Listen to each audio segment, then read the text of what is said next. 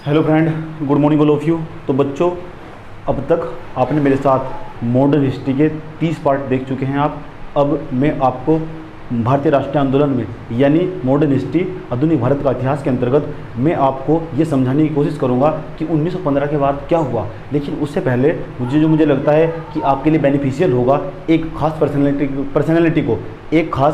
Personality को discuss करने की कोशिश करूँगा जिनका भारतीय राष्ट्रीय आंदोलन में बहुत महत्वपूर्ण योगदान है, होम रूल आंदोलन में। जो मुझे लगा कि इसे बताना चाहिए प्रत्येक बच्चे या लड़की को, तैयारी करने वाले बच्चे को, या आप तैयारी नहीं करते हैं तो प्रत्येक बच्चे को पता होना चाहिए कि भारतीय राष्ट्रीय आंदोलन में एनी बेसेंट की क्या भूमिका रही, यानी एनी बेसेंट कौन थी, उनके जीवन की संघर्ष भरी कहानी आज आपको प्रत्येक बच्चे को सुननी चाहिए।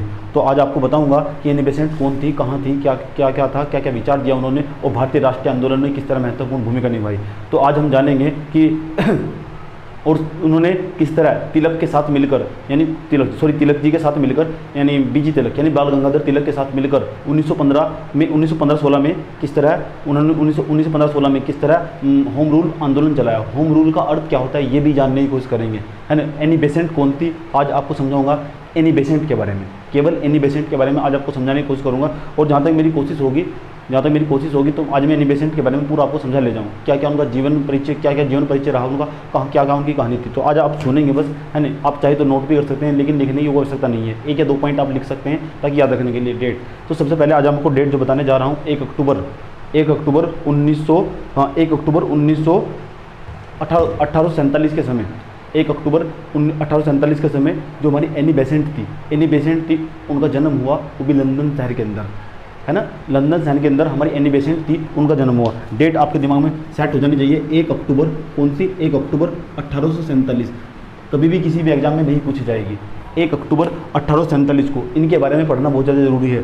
1 अक्टूबर 1847 ईस्वी को, 1 अक्टूबर 1847 ईस्वी को लंदन के एक छोटे से गांव में इनका जन्म हुआ। इनके जो पिता थे वे पेशे से डॉक्टर थे। इनके जो पिता थे वे पेशे से डॉक्टर थे। डॉक्टर होने के बाद जो हमारे इनकी जो माता थी वो आध्यात्मिक चिंतन वाली थी, तो आपको पता होना चाहिए। लेकिन इनके पिता डॉक्टर होने के पश्चात भी गणित और आध्यात्मिक जीवन में रुचि रखते थे। जब आध्यात्मिक जीवन होगा उसे इंग्लिश में थियोसोफिस्ट बोलते हैं, थियोसोफिस्ट। तो इनके माता पिता का लेकिन अफसोस, जो इनकी माता थी वो इनके बहुत करीब रही, लेकिन बाद में जाकर पता चला जो हमारी ये थियोसोफिस्ट थी, तो इनकी जो माता थी उसके इनके जो पिता थे, इनके पिता का 5 वर्ष की मृत्यु, जब यानी एनी बेसेंट 5 वर्ष की थी तो उनके पिता की मृत्यु हो गई। अफसोस, इनके पिता की मृत्यु हो गई। इन्हें अपनी माता के साथ कठिन जीवन गुजारना पड़ा। तो उसके पश्चात इनकी कठिन जीवन गुजारना पड़ा। तो बाद में जाकर इनकी 20 वर्ष की उम्र में इनकी शादी एक ऐसे व्यक्ति से कर दी गई जिनके उनके साथ विचार नहीं मिलते थे। उस आर से उनका नाम बनता है, आपको उनका नाम नहीं याद रखना। इनकी शादी कर दी गई। शादी करने के पश्चात इनके साथ उनके विचार नहीं मिलते थे, और जैसे विचार नहीं मिलते थे तो एक व्यक्ति ऐसा हो गया कि जिसके साथ विचार, आपकी शादी उस व्यक्ति के साथ हो गई जिसके साथ आपके विचार ना मिलते हो, तो फिर रहना मुश्किल हो जाए, यानी जीवन निर्वाह करना मुश्किल हो गया। एनी बेसेंट को जीवन निर्वाह करना मुश्किल हो गया। तो वहाँ इंग्लैंड का जो कानून था, लेकिन धीरे धीरे 2-3 साल बीतते रहे। उसके पश्चात क्या हुआ, इनका जो विवाह था वो उसका विच्छेद हो गया, यानी उसको तलाक दे दिया गया। जो इनके पति थे उनको तलाक दे दिया गया, और तलाक देने के पश्चात एक कानूनी तौर पर उनके पति ने इन पर केस चलाया, और केस चलाने के पश्चात इनके पति को सफलता मिली। उनके दोनों बच्चे इनसे अलग कर दिए गए। इनके दोनों बच्चों को उनसे अलग कर दिया गया। देखो कितनी संघर्ष भरी और कितनी संघर्ष भरी कहानी रही होगी एनी बेसेंट की। ये भारत की रहने वाली नहीं थी, लेकिन ये भारत को अपनी मातृभूमि मानने लगी थी। ये भी मैं आपको बताऊंगा, ये भारत की रहने वाली नहीं थी, भारत को अपनी मातृभूमि मानने लगी थी। मैंने कहा ये कहानी आपको थोड़ी सी प्रेरित कर सकती है, लेकिन आपको भारतीय राष्ट्रीय आंदोलन को समझने में महत्वपूर्ण भूमिका निभाएगी। तो अब आपको बताता हूँ। तो उन्होंने एक कथन स्टेटमेंट कहा था जब उनके दोनों बच्चे उनसे अलग हो गए थे, तो उन्होंने एक स्टेटमेंट दिया था, एक कथन दिया था। वो कथन मैं आपको पढ़कर सुना रहा हूँ, उस कथन को आपको सुनना चाहिए। ये कथन कहा था, यह अत्यंत मानवीय कानून है, जिसने बच्चों को उनकी माँ से अलग कर दिया। मैं अपने दुखों का निवारण दूसरों के दुख दूर करके करूँगी, और सब अनाथ और असहाय बच्चों की माँ बनूंगी। कितना बड़ा स्टेटमेंट देता डॉक्टर एनी बेसेंट, ब्रिटेन कानून की निंदा करते हुए उन्होंने ये स्टेटमेंट देता। उसके पश्चात वे स्टेटमेंट को, इस कथन को, यानी इस एक लाइन को सिद्ध करने के लिए उन्होंने अपना पूरा जीवन बिता दिया। 1847 में उनका जन्म हुआ। उसके बाद 1937 में भारत के यानी अडियार में, अडियार मतलब जहाँ मद्रास पड़ता है आपका, मद्रास में अगर उनकी मृत्यु हुई। 85 वर्ष की आयु में उनकी मृत्यु हुई थी। 85 वर्ष के पूरा जीवन एक स्टेटमेंट को सही करने में। उसके पश्चात वे धीरे धीरे उन्होंने जब वे इंग्लैंड में रही तो इंग्लैंड में उन्होंने गरीब आदमियों की मदद करना, अलग अलग अनाथालयों से जुड़ना, संगठनों से जुड़ना, उनकी दैनिक जीवनचर्या बन गई थी, है ना। जो उनकी दैनिक जीवनचर्या बन गई थी, जो एनी बेसेंट थी हमारी, तो एनी बेसेंट ने इस कथन को सिद्ध करने के लिए, तो उसके पश्चात उनकी मुलाकात होती है एक, तो उनकी एक मुलाकात होती है। समय था आपका, मैं आपको समय बता रहा हूँ समय था, हाँ, तो इनकी मैडम, इनकी मुलाकात होती है एक मैडम ब्लात्स्की मैडम ब्लात्स्की से मुलाकात होती है। मैडम ब्लात्स्की थियोसॉफिकल सोसाइटी की स्थापना की थी मैडम ब्लात्स्की ने। 3 व्यक्ति थे, तीनों का नाम याद नहीं रखना। मैडम ब्लात्स्की, नाम लिख देता हूँ, ब्लात्स्की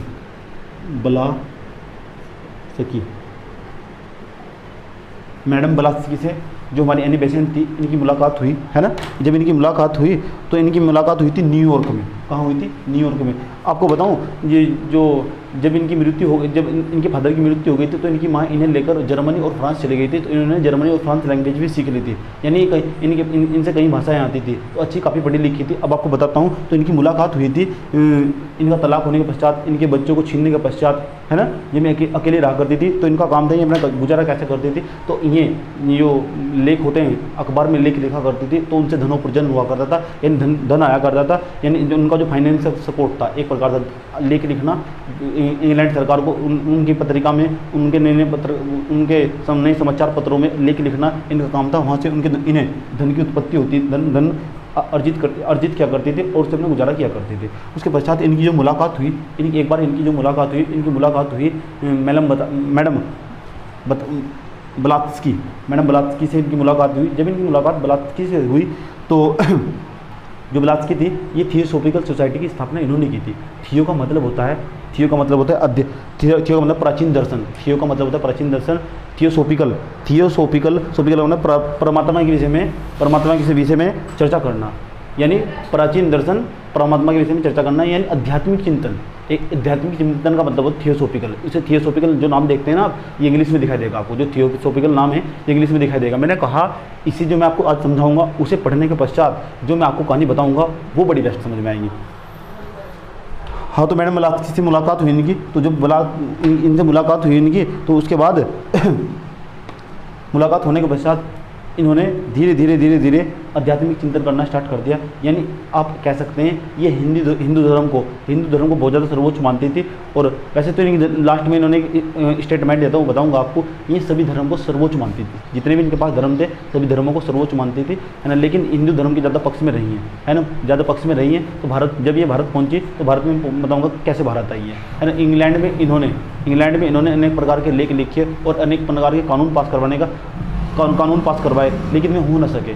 तो उन्हें जो सबसे एक प्रोग्राम में आयोजित, एक भारत में प्रोग्राम था, उसमें से उन्हें बुलाया गया। तो तभी ये भारत में पहुंची, तो यहाँ के आचार विचार गरीबी और यानी असहाय भूखमरी, इसे देखकर बहुत प्रभावित हुई। यानी आध्यात्मिक चिंतन की महिला थी, तो प्रभावित हुई। तो उन्होंने निश्चय लिया कि वो आध्यात्मिक चिंतन छोड़कर भारतीय राजनीति में आएगी। भारतीय राजनीति में आने का निश्चय लिया इन्होंने। इंग्लैंड की रहने वाली महिला थी, है ना, यूरोपियन कंट्री की। तो 1879 में थियोसॉफिकल सोसाइटी की स्थापना की गई थी। लेकिन 1800 हमारा जहाँ तक मुझे जानकारी है 1882 यानी 1882 ईस्वी में जो थियोसॉफिकल सोसाइटी थी, उस थियोसॉफिकल सोसाइटी थी उसको बढ़ाने का काम किया। और थियोसॉफिकल अपने आप को घोषित किया किसने? एनी बेसेंट ने, कि आज के बाद ये थियोसॉफिकल होगी। 1882 ईस्वी की बात है। 1847 में इनका जन्म हुआ था, आप अंदाजा लगा सकते हैं। 1847 में इनका जन्म हुआ था। उसके बाद क्या हुआ? ये एक संत संस्कार वाली महिला बन गई, क्योंकि आध्यात्मिक चिंतन कर लेता, तो संत संस्कार वाली महिला बन गई। उसके बाद 1889 ईस्वी में मैंने बताया 1882 में तो इन्होंने मैडम ब्लात्स्की से मुलाकात की थी। उसके बाद 1879 यानी 1889 में इन्होंने अपने आप को थियोसॉफिस्ट घोषित कर दिया। फिर नवंबर 1893 में,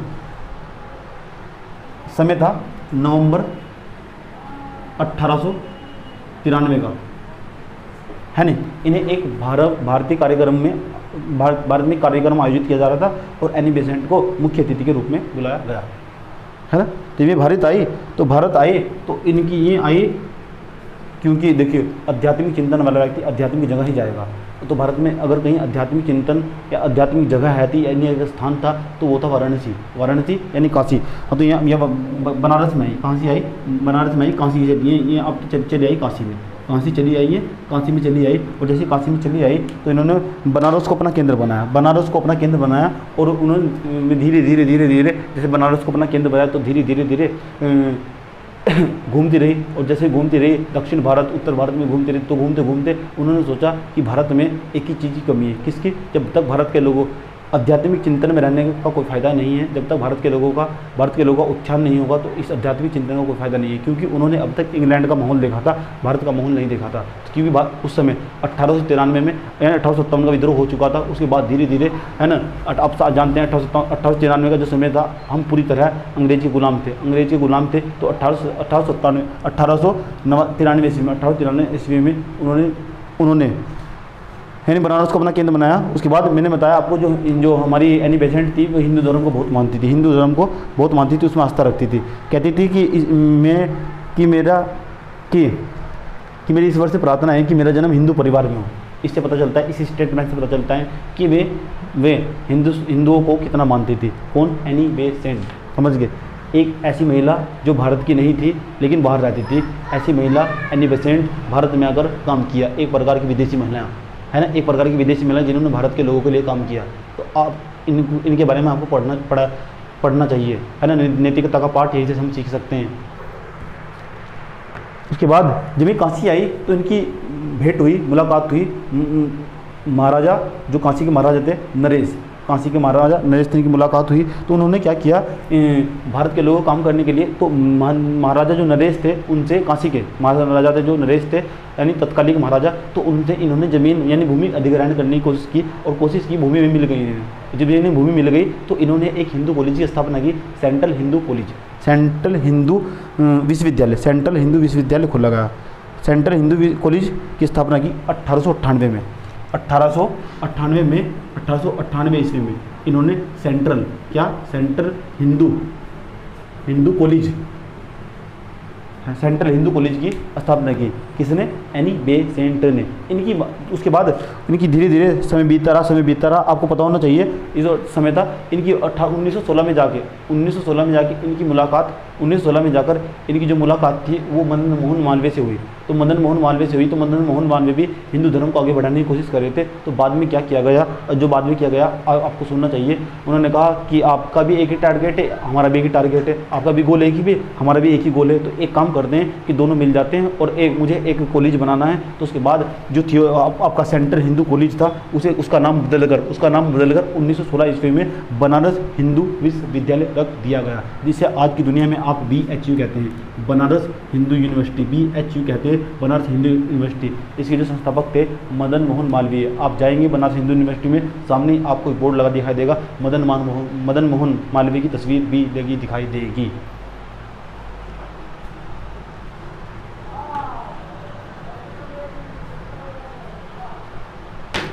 तो जो हमारी एनी बेसेंट थी उन्होंने क्या क्या कार्य किए। तो पहली बात, इन्होंने बाल विवाह को रोकने का प्रयास किया, जाति व्यवस्था को सुधारने का प्रयास किया, है ना। जाति व्यवस्था को, समाज में हो रहे अपराध, महिलाओं के लिए काम करने का प्रयास किया, है ना। ये जो मैं आपको पॉइंट बता रहा हूँ एनी बेसेंट की, ये आपको जीवन में बहुत काम आने वाले हैं, समझे।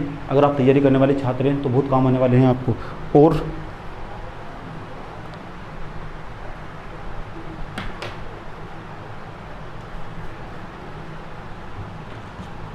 लेकिन इतने काम करने के पश्चात एनी बेसेंट समझ चुकी थी कि भारत में अगर सुधार करना है ना तो राजनीति में जाना ही होगा।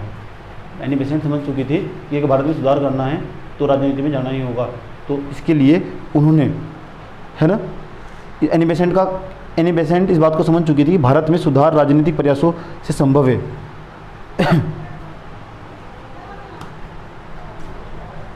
तो उन्होंने क्या किया, उनकी एक ही एक एक ख्याति है, यानी एक कृति है, उसमें उन्होंने कहा कि ख्याति कृति का मतलब इनका एक लेख है, उस लेख में उन्होंने कहा कि भारत को अपनी मातृभूमि मानती हैं। तो उन्होंने भारत को अपनी मातृभूमि मानना स्टार्ट कर दिया था। तो उन्होंने सोचा कि अगर भारत में राजनीतिक सुधार करने हैं तो आयरलैंड मॉडल की, आयरलैंड जो हमारा एक द्वीप है, आयरलैंड की तर्ज पर यहाँ भी हमें स्वशासन लाना होगा। तो स्वशासन यानी होम रूल लाना होगा। ये होम रूल क्या बोला थी, आइए ये समझाते हैं सर आपको। होम रूल का मतलब है कि अगर जो हमारे आसपास की, यानी आपका जो स्टेट, जैसे उत्तराखंड हुआ आपका, है ना, उत्तराखंड या यूपी हुआ, जो राज्य है, इन्हें स्वायत्तता दे दी जाए, यानी हम होम में हम रूल करेंगे, हमारे अपने घर में हम रूल चलाएंगे। अब केंद्र जो सरकार थी वो तत्कालीन सरकार ब्रिटिश सरकार या औपनिवेशिक सत्ता सरकार थी, जो अंग्रेज थे, वे केंद्र में देखे, लेकिन हमें होम रूल दे जाए, हमें अपना खुद का स्वशासन, हमें शासन दिया जाए, हमें खुद का स्वशासन दिया जाए। इसके चलते उन्होंने आयरलैंड की तर्ज पर भारत में स्वशासन लाने का प्रयास किया। आपको पता होना चाहिए 1914 से समय 1916 की बात बता रहा हूँ आपको, 1914 से लेकर 1916 तक, 1914 से लेकर 1914 से लेकर 1918 तक का जो समय था, प्रथम विश्व युद्ध का समय दिखाई देगा। प्रथम विश्व युद्ध में आपका जो जितने भी राजनीतिक दल थे, क्रांतिकारियों को छोड़कर जितने भी राजनीतिक दल थे, वे सारे के सारे अंग्रेजों का सपोर्ट कर रहे थे। उनका मानना था कि अंग्रेज प्रथम विश्व युद्ध से जीतने के पश्चात हमें स्वशासन देंगे, लेकिन ऐसा नहीं हुआ। यही भारतीयों की सबसे बड़ी भूल रही। मुस्लिम वर्ग ने भी, मुस्लिम वर्ग जो हमारा मुस्लिम लीग था 1906 में जिसकी स्थापना हुई थी, उसने भी, मुस्लिम लीग की स्थापना 1906 में हुई थी, मुस्लिम जिसमें मोहम्मद अली जिन्ना थे, उस पार्टी ने भी किसका समर्थन किया, उस पार्टी ने भी किसका समर्थन किया, उस पार्टी ने भी अंग्रेजों का समर्थन किया था। क्यों किया था ये भी आपको बताएंगे, समझे। तो लेकिन बात कर रहे हैं अभी किसकी, एनी बेसेंट की। तो एनी बेसेंट की, लेकिन मैं आज का जो मेरा लेक्चर होगा ताकि आपको समझ सकूं, यानी हिस्ट्री से कनेक्ट कर सकूं। आज का जो मेरा लेक्चर है, ताकि इतने दिन हो गए, इतने दिनों के बाद मिलने का मौका मिला है, ताकि मैं हिस्ट्री से कनेक्ट करूं और आगे के वीडियो कंटिन्यू रख सकूं, है ना। तो हमारा, तो जो हमारी कौन थी, एनी बेसेंट थी। तो एनी बेसेंट का जो विचार था पूरी दुनिया में फेमस हुआ, एनी बेसेंट का विचार। तो उन्होंने होम रूल, तो धीरे धीरे मैंने कहा, अगर आपसे पेपर में कभी प्रश्न पूछा जाए ना कि एनी जो विचार था, होम रूल का जो विचार था किसके दिमाग में था, तो याद रखना चाहिए आपको, होम रूल का जो विचार था वो सबसे पहले दिमाग में आया था किसके, एनी बेसेंट के। लेकिन उसके पश्चात जिसे लागू किया गया भारत में, है ना, 28 अप्रैल 1916 को, 28 अप्रैल 1916 को सबसे पहले बीजी तिलक यानी बाल गंगाधर तिलक के द्वारा लागू कर दिया भारत में। होम रूल को लागू किया गया सबसे पहले किसके द्वारा, बाल गंगाधर तिलक के द्वारा। लेकिन अगर आपसे पूछा जाए कि विचार किसका था, तो याद रखिए विचार किसका था, विचार था एनी बेसेंट का, है ना, आयरलैंड की तर्ज पर। ये जो मैं आपको बता रहा हूँ, ये सारी बातें पेपर में पूछी गई है ना, अलग अलग तरीके से। मैं आपके सामने होम रूल्स पढ़ाने के पश्चात आपके सामने 12 क्वेश्चन रखने की कोशिश करूँगा, जो ऑब्जेक्टिव होंगे, जो अलग अलग PCS या IAS के एग्जाम में आए हुए हैं या प्रश्न पूछे जा सकते हैं। तो मैं 12-15 क्वेश्चन रखने की कोशिश करूँगा और आप समझने की कोशिश करेंगे। पहले आप मेरे साथ पढ़िए होम रूल आंदोलन पूरा। होम रूल आंदोलन में सबसे महत्वपूर्ण जो भूमिका दिखाई देती है एनी बेसेंट के बारे में पढ़ना जरूरी है, ताकि आप समझ जाओ कि कल मैं आपको जो पढ़ाने आऊँगा तो आपको लिखवाने की कोशिश करूँगा, तो आपकी समझ में आने लगेगा कि सर क्या पढ़ा रहे हैं, क्या नहीं पढ़ा रहे हैं, है ना। कनेक्ट करने की कोशिश, जुड़ाव जरूरी है, ताकि आप पीछे से चले जोड़ लेकिन मेरा आपसे रिक्वेस्ट है, अगर आपने पीछे की वीडियो नहीं देखिए जाकर, तब और समझ में आएगा। हर दिन वीडियो में कुछ ना छिपा है, जितनी बार देखेंगे इतनी बार नया मिलेगा आपको। उसके बाद बात चलते हैं, बात पहुँचती है आगे। बात पहुँच गई आपके 1916 का समय था। हाँ, तो हमने बताया आपको 28 अप्रैल 1916 को जो हमारे बाल गंगाधर तिलक थे, बाल गंगाधर तिलक ने होम रूल की शुरुआत कर दी थी। होम रूल की शुरुआत कर दी थी 28 अप्रैल 1916 को। लेकिन 3 सितंबर 1916 को जो हमारी एनी बेसेंट थी, उन्होंने होम रूल की शुरुआत की थी। तो अलग अलग स्थिति में अलग अलग होम रूल चला जा रहा था। लेकिन मैं आपको बाल गंगाधर तिलक वाली बात में बताऊंगा, उनका केंद्र, उन्होंने किस जगह को केंद्र बनाया। मैं एनी बेसेंट की बात कर रहा हूँ, तो एनी बेसेंट की ही बात करूँगा, है ना। मैं उस टॉपिक को नहीं छेड़ना चाहता अभी, लेकिन उसकी जो क्लास होगी वो अगले वाली क्लास होगी, उसमें आपको समझाया जाएगा कि हम क्या समझाने की कोशिश कर रहे हैं। तो एनी बेसेंट, हाँ, तो 3 सितंबर 1916 को एनी बेसेंट ने होम रूल भारत में स्थापित किया। पेपर में प्रश्न पूछा जा सकता है, अच्छा ये 2 बंदे थे, ये दोनों एक साथ भी तो जा सकते थे, लेकिन नहीं। क्यों कि जो हमारे बाल गंगाधर तिलक थे वे भारत के रहने वाले थे, जो हमारे एनी बेसेंट थी वे रहने वाली थी इंग्लैंड की। तो कहीं ना कहीं मतभेद तो दिखाई देंगे आपको, किसी में आप कोई भी काम कर रहे हो उसमें मतभेद जरूर दिखाई देंगे, तो मतभेद दिखाई देंगे। तो जो बाल गंगाधर तिलक के साथ रहने वाले व्यक्ति थे, बाल गंगाधर तिलक जी के साथ रहने वाले व्यक्ति थे, उनके कुछ समर्थक एनी बेसेंट को पसंद नहीं करते थे और एनी बेसेंट के कुछ समर्थक उनको पसंद नहीं करते थे। तो यही कारण था कि दोनों को अलग अलग संगठन बनाना पड़ा। हालांकि इसे बाद में जाकर 1918 में एक ही मान लिया गया और इसने सफलता को प्राप्त कर लिया। ये तो हम बाद में बात करेंगे कि जो होम रूल चला गया, होम रूल का मतलब है हमें स्वायत्तता दे दी जाए, हम जो काम करेंगे स्वयं करेंगे, आप देखने नहीं आएंगे, अलग अलग क्षेत्र में हमें स्वायत्तता दी जाएंगे, हम घर से बाहर निकलेंगे, आपका ऑर्डर नहीं होगा, हम निकलेंगे, यानी अपने राज्यों को स्वायत्तता दी जाए अलग अलग क्षेत्र में। उस टाइम पर रजवाड़े हुआ करते थे, रजवाड़े समझते, रजवाड़े अलग अलग क्षेत्र, छोटे छोटे क्षेत्र हुआ करते थे, उसमें कहा गया था कि हमें स्वायत्तता दी जाए। स्वायत्तता मतलब ऑटोनॉमी दी जाए। ऑटोनॉमी का मतलब है कि हम अपना शासन खुद देखेंगे, उस शासन को बोलते हैं स्वशासन, है ना। स्वशासन को ही आप होम रूल कह सकते हैं, है ना। तो इसकी मांग की थी किसने? एनी बेसेंट ने। तो मैं बताऊंगा आपको, जितनी बातें बताऊंगा उतनी बातें कम पड़ जाएगी, मुझे सुनते रहिए, मुझे सुनना ही बहुत बड़ी बात है। उसके पश्चात आपको बताते हैं, तो 1916 3 सितंबर की डेट, 1916 की डेट आपको नहीं भूलनी चाहिए। इस दिन भारत में अड़ियार क्षेत्र में, कहाँ से? अड़ियार क्षेत्र में, यहाँ कहाँ? यहाँ अड़ियार क्षेत्र में, मद्रास के अंदर, ये मद्रास था, मद्रास के अंतर्गत अड़ियार क्षेत्र में, मद्रास के अंतर्गत अड़ियार क्षेत्र में एनी बेसेंट के द्वारा होम रूल स्थापित कर दिया गया, होम रूल स्थापित कर दिया गया। लेकिन अगर आपसे पूछा जाए ना कि होम रूल किसका सबसे अधिक प्रभाव पड़ा, जो हमारा बाल गंगाधर तिलक का था ना, बाल गंगाधर जो तिलक का था हमारा होम रूल, वो कम क्षेत्र में था, लेकिन कम क्षेत्र में होने के पश्चात भी उसका प्रभाव अब अधिक दिखाई दिया, है ना। उसका प्रभाव अधिक दिया क्योंकि एक तो पहले से चल रहा था, एक कम क्षेत्र में था। लेकिन एनी बेसेंट का होम रूल लगभग पूरे भारत में दिखाई देगा आपको एक बड़े स्केल पर। लेकिन ये अभी भी आपका अखिल भारतीय आंदोलन नहीं कहलाएगा।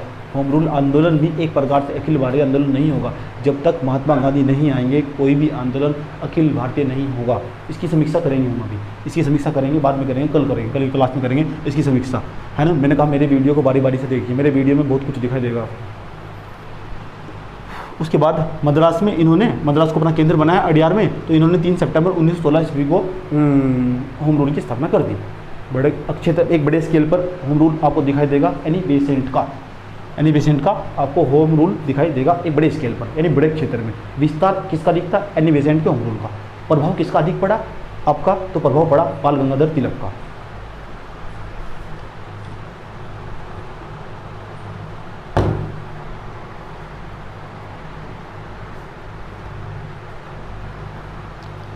उसके पश्चात क्या हुआ? 1916 के इन्हें अधिवेशन में बुलाया गया। 1916 के इन्हें अधिवेशन में बुलाया गया। जब इन्हें अधिवेशन में बुलाया गया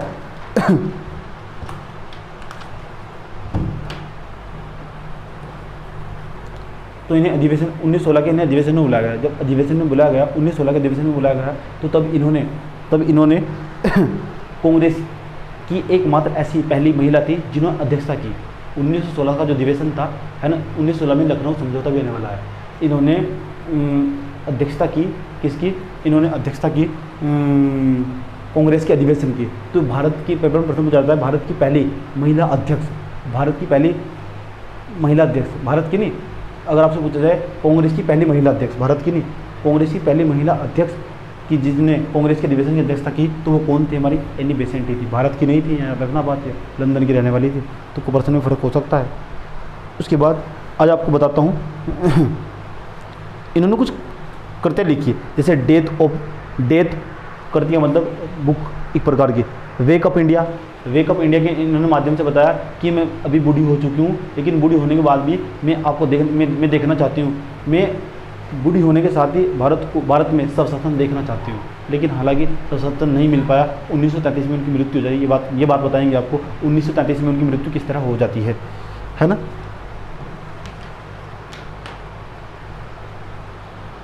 कुछ प्रमुख ख्याति है उनकी। प्रमुख ख्याति का मतलब वे किस नाम से प्रसिद्ध है? जो भारत के लोग थे उन्हें माँ बसंत कहते थे, पहले उसे बसंत कहते थे। तो उन्होंने कहा कि मुझे माँ बसंत कहा जाए, तो भारतीय लोग उन्हें माँ बसंत कहा करते थे। महात्मा गांधी ने बसंत देवी कहा है, बसंत देवी। उसके बाद ब्रिटिश समाचार पत्र जब उनकी तारीफ करते हैं तो बोलते हैं पूर्व का सितारा, क्योंकि पूर्व से आए थे, पूर्वी देश थे ना, पूर्व से आए थे, तो पूर्व का सितारा बोलते थे उनको। किसका सितारा? पूर्व का सितारा, जो ब्रिटिश समाचार पत्र थे। अब आपको एक इंटरेस्टिंग घटना बताता हूँ। 1924 का समय था, 1924 का समय था। महात्मा गांधी का जो अब्जा आंदोलन का प्रभाव अब जब अब ना अब महात्मा गांधी का जो आंदोलन था ना, उसका प्रभाव अधिक दिखाई देगा 1924 में कर्नाटक के बेलगांव में। 1924 में कर्नाटक के बेलगांव में महात्मा गांधी अध्यक्षता कर रहे थे कांग्रेस के अधिवेशन की। एकमात्र पहला अधिवेशन था जिसकी अध्यक्षता की थी महात्मा गांधी ने 1924 में बेलगांव में, कर्नाटक में। चलिए, तो उस दिन क्या हुआ, जो एनी बेसेंट थी वे आई मुख्य अतिथि के रूप में। आपको बताऊं, एनी बेसेंट की उम्र काफ़ी हो चुकी थी उस टाइम तक, उस वक्त तक। तो उसके बाद आई वे, तो महात्मा गांधी ने उसी टाइम उसी वक्त जब आई तो सब लोग खड़े हो गए। एनी बेसेंट की इतनी बड़ी भूमिका रही। एनी बेसेंट आई तो सब खड़े हो गए एंड उन्होंने अच्छी तरीके से स्वागत किया। महात्मा गांधी ने स्टेज से उतरे और उन्हें डायरेक्ट बुलाया, आइए आप भाषण दीजिए। अब वे जैसे भाषण देने वाली थी तो लोग सोचते थे कि कुछ बोलेगी, गरीबी के बारे में कुछ बोलेगी, मजदूरों के बारे में कुछ बोलेगी, लोगों के बारे में कुछ बोलेगी, लेकिन ऐसा नहीं हुआ, है ना। उस दिन कुछ और हुआ। ये हुआ कि उन्होंने कहा कि आज मैं 1924 का समय था, कांग्रेस का अधिवेशन था कर्नाटक के अंदर, बेलगांव के अंदर। आपको पता है 28 दिसंबर से लेकर 25 दिसंबर से लेकर 30 दिसंबर तक के बीच में इनके अधिवेशन हुआ करते थे। तो उसी समय इनके द्वारा 1924 एनी बेसेंट के द्वारा, है ना, कांग्रेस के मंच से, कांग्रेस के अधिवेशन के मंच से एक बात बोली गई कि मैं एनी बेसेंट आज भारतीय राजनीति से पूर्ण रूप से संन्यास लेती हूँ। तो उन्होंने भारतीय राजनीति से पूर्ण रूप से संन्यास ले लिया 1924 के समय में। धीरे धीरे, क्यों, उन्होंने कारण बताया कि मैं बूढ़ी हो चुकी हूँ, है ना, मेरा, लेकिन उसके पश्चात भी वे भारत के लिए लगातार काम करती रही। एक ऐसी विदेशी महिला, है ना, इंग्लैंड के रहने वाली, यानी उपनिवेशवाद से आई एक महिला, है ना, जिन्होंने भारत के लिए इतना बड़ा योगदान दिया, आप इनको कैसे भूल सकते हैं। हालांकि इनकी ये ईसाई धर्म की कटु आलोचना करती है, जो आपका ईसाई धर्म है उसकी कटु आलोचना करती है। उसके पश्चात 1933 में यह महान आत्मा परमात्मा में विलीन हो गई। 1933 में यह महान आत्मा परमात्मा में विलीन हो गई। ये एनी बेसेंट की कहानी थी। उसके बाद एनी बेसेंट का एक बहुत खतरनाक वाक्य है, ये आपको पढ़ना चाहिए और अपनी कॉपी में नोट करना चाहिए, ये आपको जीवन में कहीं भी काम आ सकता है ना। एनी बेसेंट का वाक्य है, भारत हर महान धर्म का आशियाना है। कितनी अच्छी बात बोली गई है। एनी बेसेंट कहा करती थी कि भारत हर धर्म का, सभी धर्म हिंदू हो, मुस्लिम हो, सिख हो, ईसाई हो, उन्होंने यहाँ से जो सीखा ये बताया कि भारत हर धर्म का आशियाना है। कुल मिलाकर वही पंडित जवाहरलाल नेहरू वाली बात उन्होंने कहा था कि भारत विविधताओं का देश है, और विविधता में ही अनेकता है। तो कहीं ना कहीं जो एनी बेसेंट का लेक्चर है, एनी बेसेंट की जो बात है, वो कहीं ना कहीं पंडित जवाहरलाल नेहरू के विचारों में दिखाई देती है। उनके विचारों को आगे बढ़ाने का काम किया जाता है। एनी बेसेंट को आज याद करना बहुत ज़्यादा ज़रूरी था। कल आप जब मेरे साथ होम रूल अच्छे तरीके से अपने सिलेबस के लिहाज से पढ़ रहे होंगे तो आपको, मैं उम्मीद करूँगा, इस बार जब मैं एनी बेसेंट का नाम लूँगा तो आपको समझने में कोई दिक्कत नहीं होगी। आज के एपिसोड में इतना ही, कल फिर मुलाकात होगी। तब तक के लिए इजाज़त दीजिए। आदाब, सत श्री अकाल, खुदा हाफिज़, जय हिंद।